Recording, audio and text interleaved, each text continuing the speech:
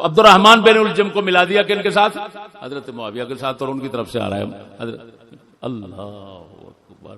فدو نہ بنو، ہم تو فدو نہیں ہے، سیدھی سادی بات ہے، تمیز نہیں رکھتا، شعور نہیں رکھتا، بس جو لکھا ہوا ہے اٹھا کر پھینک دیا ہے۔ چل میں نے حوالہ دیکھا ہے، لعنت ہے تم پر، تمہارے پڑھنے پر، اگر تم تمیز نہیں کر سکتے کتے۔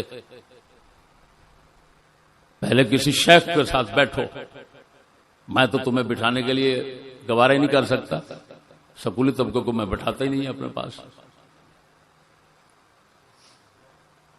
تو کم از کم ایسے بندے تو تلاش کرو جو تمیز رکھتے ہیں صحیح سقیم میں، صحیح غلط میں۔ وہ تین خارجی جمع ہوئے، تاریخ متفق ہے اس بات پر، تین خارجی جمع ہوئے، عبد الرحمن بن ملجم اور دو اور، آپس میں مشورہ کیا کہ کیونکہ یہ جنہوں نے صفین میں آپس میں بیٹھ کر صلح کی ہے، حکم بنایا ہے، ثالث بنایا، یہ سارے کافر مشرک ہو گئے۔ جب کافر مشرک ہو گئے تو تینوں نے فیصلہ کیا۔ عبد الرحمن بن ملجم نے کہا کہ میں علی کو قتل کروں گا، دوسرے نے کہا میں قتل کروں گا حضرت معاویہ کا نام لے کر ان کو، اور تیسرے نے کہا میں عمرو بن عاص کو۔ طے ہوا کہ صبح کی نماز کے وقت حملہ کریں گے تینوں۔ مولا علی پر حملہ کیا تو زخمی بہت ہو گئے، بعد میں شہید ہو گئے۔ حضرت معاویہ پر حملہ کیا تو ان کی رگ کٹ گئی جس سے نسل پیدا ہوتی ہے، اس کے بعد ان کی نسل پیدا نہیں ہوئی۔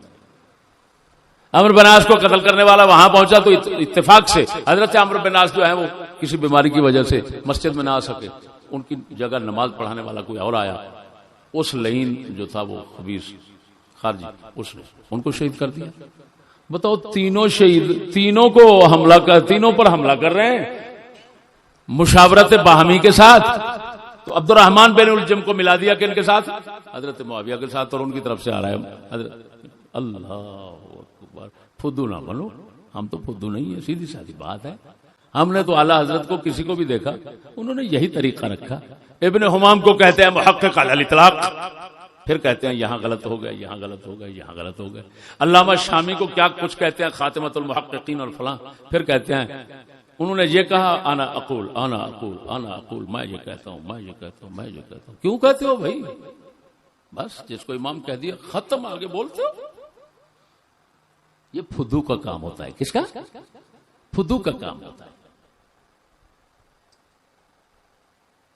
جس کو بولتے ہیں عربی میں بلید الطبع۔ کیا بولتے ہیں؟ ہاں، ماٹھا مغفل، تمیز نہیں رکھتا، شعور نہیں رکھتا، بس جو لکھا ہوا ہے اٹھا کر پھینک دیا ہے۔ چل میں نے حوالہ دیکھا ہے، لعنت ہے تم پر، تمہارے پڑھنے پر، اگر تم تمیز نہیں کر سکتے کتے۔ پہلے کسی شیخ کے ساتھ بیٹھو، میں تو تمہیں بٹھانے کے لیے گوارا ہی نہیں کر سکتا، سکولی طبقے کو میں بٹھاتا ہی نہیں اپنے پاس، تو کم از کم ایسے بندے تو تلاش کرو جو تمیز رکھتے ہیں صحیح سقیم میں، صحیح غلط میں۔ معلوم تم نے جو ایک مزعومہ عمارت تیار کی ہوئی ہے، یہ تمہاری مزعومہ عمارت ہے، اس کا نہ حسین پاک کے ساتھ تعلق ہے، نہ امام، نہ اسلام کے ساتھ تعلق ہے، نہ اہل بیت کے ساتھ تعلق ہے، نہ کچھ۔ لیکن اب جس لعنت اور نحوست میں قوم گھس گئی ہے، اسے نکالنا بہت ممکن نہیں، ممکن نہیں۔